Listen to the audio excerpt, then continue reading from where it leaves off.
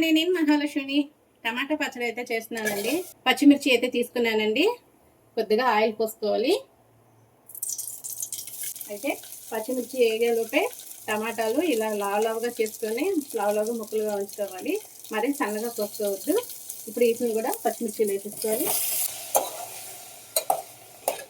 ఉల్లిపాయలండి, ఇవి కూడా కొద్దిగా లావు సైజుగా కోసుకొని ఇందులోనే వేసేసుకోవాలి. కొంచెం చింతపండు అండి, వేసి వేగినట్టు చూసారు కదా, కొంచెమే చింతపండు.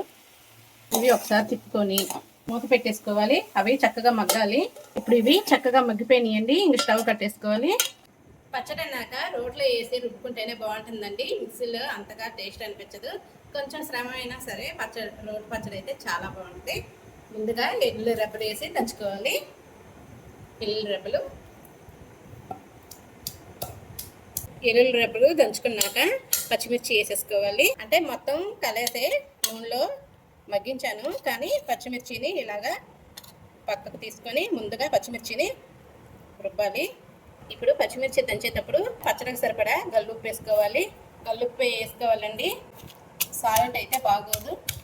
ఇప్పుడు పచ్చిమిర్చి కచ్చాపచ్చగా దంచుకున్నాక టమాటాలను కూడా వేసేసుకొని చక్కగా రుబ్బుకోవాలండి. మరీ మెత్తగా కాకుండా కొంచెం కచ్చాపచ్చగా అయితేనే బాగుంటుందండి పచ్చడి రుబ్బుతుంటేనే మంచి స్మెల్ వస్తుంది చక్కగా.